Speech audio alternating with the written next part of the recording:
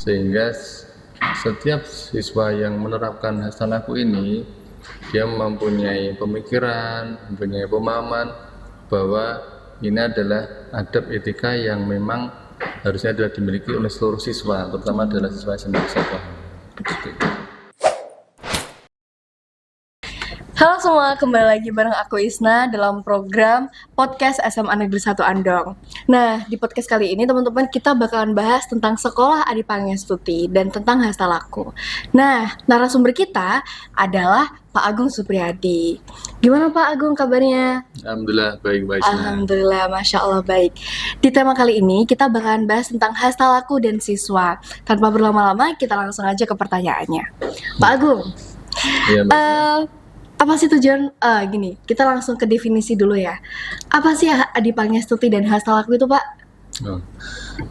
Adi Pangestuti itu adalah merupakan inisiasi dari Solo Simponi yang di situ menekankan kepada pendidikan karakter yang tujuannya agar selain siswa itu cerdas juga mempunyai karakter yang baik ya, dan juga karakter yang kuat sehingga untuk masa depannya siswa itu bisa menjadi lebih baik seperti itu. Gitu. Terus kalau hastalaku itu apa, Pak?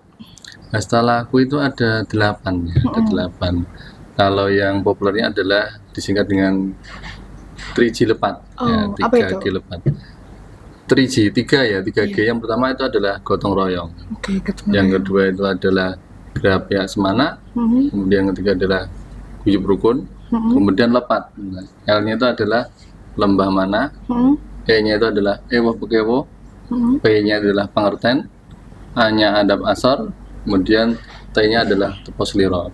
Itu adalah merupakan karakter dari budaya Jawa yang diinisiasi oleh Solo Simponi yang menjadikan sekolah menjadi sekolah yang berkarakter yang baik ya, dengan budaya Jawa yang memang kalau diterapkan benar-benar memang itu adalah budaya yang baik. Gitu. Kira-kira nih Pak, apa tujuan dari sekolah Adi Pangestuti? Ya. Tujuannya yang pasti dengan adanya sekolah Adi Pangestuti itu menjadikan siswa itu punya karakter yang baik, baik kepada sesama temannya, kepada guru, bahkan kepada masyarakat pun, terutama ada orang tua, itu memang harus dididik dari keluarga dan juga ada di dalam sekolah. Ya, seperti itu. Kalau menurut Pak Agung nih, kira-kira dampak dari sekolah yang sudah menerapkan Adi Pangestuti dan hastalaku itu apa, Pak? Ya, yang pasti untuk sekolah yang sudah menerapkan Adi Pangestuti dan belum itu pasti beda. Karena di sekolah Adi Pangestuti itu menerapkan 8 hastalaku tersebut itu mempunyai pembiasaan yang beda seperti sekolah yang belum punya Adi Pangestuti. Dengan adanya itu guyub rukun, ada pasor, pengertian dan sebagainya. Kalau 8 hastalaku diterapkan itu akan membuat suasana sekolah, hubungan antar siswa, kemudian antara guru, kemudian hubungan siswa dengan guru pun semuanya menjadi lebih baik. Seperti itu, Mbak Isna. Oke, nah tadi kita belum ngebahas detail tentang hastalaku nih Pak. Hastalaku yang 3G lepat itu apa aja sih Pak? Maksudnya kan tadi udah nyebutin nih, kira-kira detailnya itu apa gitu, pengertian satu-satunya gitu. Yang pertama gotong royong ya, gotong royong itu adalah saling membantu. Di dalam sekolah itu antar siswa itu kan juga perlu namanya saling membantu. Tidak harus membantu hal-hal yang negatif ya, seperti mencontoh dan sebagainya, namun adalah hal yang positif ya. Iya betul. Kemudian dengan sesama guru pun juga sama. Jadi guru dengan siswa, guru dengan guru pun juga perlu saling membantu. Tidak harus diminta ya. Kalau dengan adanya pembiasaan itu otomatis kalau ada siswa yang minta bantuan, kita akan berusaha membantu tanpa harus diminta gitu. Kemudian yang keduanya gotong royong, kemudian guyub rukun. Nah, ini adalah damai ya. Dimanapun tempat kalau suasana itu damai, itu pasti ya kerasan termasuk nyaman siswa, nyaman juga ya. Mbak Isna di sini nyaman, Mbak Isna? Alhamdulillah, Masya Allah. Karena memang itu tadi dengan adanya suasana tempat yang damai itu juga siswa pun belajar pun juga nyaman juga. Guru pun dengan mengetahui dan melihat siswa yang baik itu juga dalam mengajar pun juga nyaman juga. Kemudian yang ketiga Grapia Semana. Grapia Semana. Ini adalah ramah ya, ramah. Ramah. Nah, jadi saat bertemu dengan guru, siswa bertemu dengan guru, kemudian khusus sama guru pun juga harus ramah. Ada juga namanya senyum, sapa, salam, sopan, santun ya, 5S ya. 5S. Ya, ini juga bagian dari ini juga bahwa di Hastalaku ini juga menerapkan 5S juga. Begitu. Sehingga apa? Sehingga dalam berhubungan antara siswa, kemudian antar guru juga bisa lebih menyenangkan seperti itu. Jadi tujuannya biar sekolah jadi tempat ternyaman gitu ya Pak ya? Menyenangkan itu. Menyenangkan. Oke, selanjutnya lepat Pak. Lepat L-nya ya. Ya. Lembah Mana? Ya. Lembah mana itu adalah saling menghormati satu dengan yang lain. Jadi apabila dalam bersosial ya berhubungan antar manusia itu kalau saling menghormati semuanya menjadi lebih baik ya. Baik. Dalam arti apabila saling menghormati itu akan menjadikan hubungan antara satu dengan lain itu ya katanya itu bagusnya. Tidak ada rasa-rasa yang tidak enak di hati sehingga menimbulkan tidak nyaman dan sebagainya. Seperti itu. Terus selanjutnya Ewa Pekewo. Nah, Ewa Pekewo ini bagian juga dari menghormati juga. Karena di dalam Jawa itu Ewa Pekewo, kemudian kalau Indonesia adalah empati, itu kan memang menjadi satu bagian yang harus terbentuk oleh setiap siswa ya. Utamanya agar itu tadi saling menghargai hasil karya orang lain, kemudian saling menghargai kemampuan orang lain, karena pada dasarnya kan setiap orang diciptakan dengan yang berbeda-beda, IQ yang berbeda-beda, kemudian punya kompetensi, kemudian bakat yang berbeda-beda, sehingga saling menghargai, saling menghormati seperti itu. Terus selanjutnya Pangerten. Nah, ini pangerten ya. Ini contohnya adalah saat saya dulu waktu SD itu bukan hanya SD ya, SMP pun juga diajari oleh gurunya untuk saling pengertian. Terutama adalah saat bertemu dengan gurunya misalkan aja gurunya itu kok melihat ada sampah kok gurunya itu nyapu, kemudian ya siswanya ya harus pengertian. Ini biar siswanya ataupun muridnya yang nyapu seperti itu. Jadi punya ada rasa pengertian. Sungkan. Ya sungkan lah seperti itu. Termasuk juga di rumah. Kalau bapak ibu kita di rumah itu punya pekerja rumah ya kita pengertiannya harus membantu. Jangan harus diminta membantu baru beranjak dari tempat duduk, tempat tidur. Apalagi sekarang itu kan ada HP ya. HP itu gimana ya? Ya ada sisi positif, sisi negatifnya juga, tergantung dari yang menggunakannya. Kalau digunakan untuk hal yang positif akan bermanfaat, namun kalau hal yang kurang baik ya berarti ya akan menimbulkan sesuatu yang kurang baik juga. Berarti kita harus inisiatif guys. Ya seperti itu. Terus selanjutnya Andap Asor. Andap Asor. Ini adalah Andap Asor itu adalah bagian juga dari yang namanya ramah juga, ramah, kemudian tidak sombong, ya saling menghargai terhadap sesama teman, terutama kalau Mbak Isna ini yang temannya paling dekat siapa Mbak Isna? Itu Rehan. Rehan tadi ya. Oh ya, itu teman dekat ya, sehingga kalau ngobrol nyambung ya, saling menghargai juga ya. Masya Allah. Jadi saat Mas Rehan mungkin punya masalah apa, itu Mbak Isna bisa membantu, kemudian sebaliknya kalau Mbak Isna punya masalah, Mas Rehan juga bisa membantu, sehingga bisa saling mengisi. Itu adalah bagian juga dari yang namanya itu tadi ramah tamah. Kemudian yang berikutnya apa tadi? Selanjutnya terakhir Teposliro. Teposliro.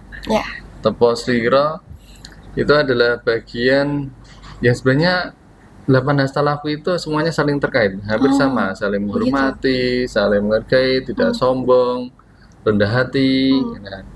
Sehingga kalau 8 hastalaku dipadukan, ini kan menjadikan siswa itu punya perilaku atau punya karakter yang baik. Bahkan ada yang mengatakan bahwa adab, etika itu lebih tinggi daripada ilmu. Itu memang benar. Dengan orang cerdas, namun kalau adab atau etikanya kurang, ya kemungkinannya nanti berada di lingkungan masyarakat, di lingkungan sosial juga akan merasa kesulitan.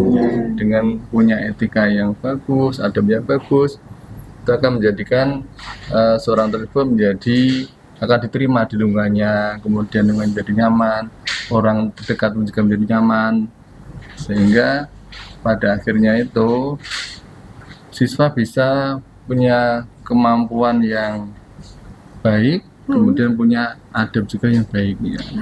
Punya ilmu yang tinggi, punya etika yang baik juga. Tuh. Oke, selanjutnya nih ya Pak ya, menurut Pak Agung, kira-kira penerapan dari hasta laku dalam kehidupan sehari-hari yang benar-benar relevan bagi remaja, bagi siswa, bagi guru juga, yang dimana nanti kan kita pasti ngomongnya soal sekolah menjadi tempat terasyik gitu ya, atau mungkin, nah kira-kira apa tuh Pak implementasi yang bisa kita lakukan bersama-sama? Implementasinya di dalam sekolah kalau dari hasta laku itu adalah penerapan dalam pembiasaan terhadap hubungan sesama manusia kepada siswa, pada guru. Kemudian yang perlu diimplementasikan di dalam sekolah yaitu membuat konten-konten ya, di media sosial, yang konten tersebut adalah mengajak untuk orang yang melihatnya itu punya pemikiran bahwa yang namanya etika itu penting, perlu diterapkan dimanapun, baik di lingkungan keluarga, lingkungan sekolah, lingkungan masyarakat, atau nanti di lingkungan kerja. Bahkan nanti kalau di lingkungan kerja itu dengan etika yang baik, hasta laku ini diterapkan baik, itu akan membuat suasana kerjanya juga baik, kemudian hubungan dengan sesama teman kerja juga baik, di lingkungan sekolah pun juga sama, ya, seperti itu. Terus kira-kira nih Pak, apakah dengan penerapan hasta laku ini dapat menyelesaikan masalah seperti bullying, terus habis itu misal juga malah sekolah, tawuran dan lain-lain gitu? Ya, karena itu pasti ya, karena dengan mempunyai pembiasaan 8 hasta laku ini, itu seseorang pasti akan punya etika yang baik, ya. Tidak membuli temannya, kemudian tidak melakukan kenakalan remaja yang kurang pas, ya. Karena memang hasta laku ini untuk membentuk siswa, ya, itu mempunyai karakter yang positif, ya, positif, baik hubungan dengan sesama maupun dengan masyarakat yang di luar pun seperti itu. Sehingga harapannya dengan adanya sekolah di Pangstuti ini, seluruh siswa yang ada di SMA Negeri 1 Andong ini itu mempunyai karakter yang baik, punya kemampuan intelektual yang cerdas, dan punya etika yang baik, ya, sehingga bisa nanti digunakan untuk masa depannya yang nanti akan dijalani lebih lanjut setelah di SMA Negeri 1 Andong ini. Oke. Terus selanjutnya ya Pak ya, menurut Pak Agung, apakah hasta laku ini dapat menjadi solusi bagi penurunan degradasi moral bagi remaja secara umum? Bisa juga, salah satunya dengan adanya pembiasaan hasta laku ini, ya degradasi remaja sekarang juga bisa diminimalisir dengan adanya pembiasaan-pembiasaan yang mempunyai ciri khas, yaitu bahwa di budaya Jawa kalau diterapkan itu benar-benar nanti bisa menjadikan siswa tersebut punya adab etika yang baik, ya. Sehingga degradasi itu juga akan dikurangi, sehingga setiap siswa yang menerapkan hasta laku ini dia mempunyai pemikiran, mempunyai pemahaman bahwa ini adalah adab etika yang memang harusnya adalah dimiliki oleh seluruh siswa, terutama adalah siswa SMA Negeri 1 Andong. Pertanyaan terakhir. Iya, Mbak. Apa harapan Pak Agung bagi SMA Negeri 1 Andong sebagai bagian dari Sekolah Adi Pangestuti? Yeah. Harapan saya seluruh siswa SMA Negeri 1 Andong yang siswanya totalnya hampir 1000 ini bisa menerapkan 8 hasta laku ini dimanapun berada, baik di keluarga, di sekolah, di masyarakat, bahkan di dunia kerja itu. Kalau yang di perguruan tinggi ya, itu nanti akan menjadikan siswa tersebut menjadi sosok orang yang akan disukai oleh banyak orang, kemudian begitu. ada orang yang dekatnya menjadi nyaman, kemudian dengan orang tua, dengan yang lebih dewasa itu, oh siswanya itu ada siswa yang baik dengan lemah lembutnya, kemudian sopan santunnya, saling menghormatinya, nah seperti itu Mbak. Harapan saya seperti itu. Begitu, oke. Itu tadi bincang-bincang kita tentang hasta laku, teman-teman semua. Kesimpulannya, yang pertama kita perlu saling menghormati. Tentunya etika sangat penting dalam lingkungan hidup maupun sekolah, kerja, ataupun masyarakat. Selanjutnya juga kita perlu menyadari bahwa kita sebagai remaja perlu inisiatif, guys. Gitu. Ya, Betul, terima Mbak. kasih. Pak Agung, ada tambahan atau feedback? Terima kasih sudah berkenan untuk hadir di sini. Iya. Terima kasih pada Mbak Isna selaku moderator di podcast ini. Harapannya untuk di podcast ini nanti bisa lebih lanjut, kemudian membawa visi yang positif pada seluruh siswa maupun pada masyarakat yang menonton kegiatan podcast ini. Seperti itu Mbak Isna. Ya. Begitu teman-teman semua, terima kasih sudah menonton. Sampai jumpa di episode berikutnya. Terima kasih dan sampai jumpa.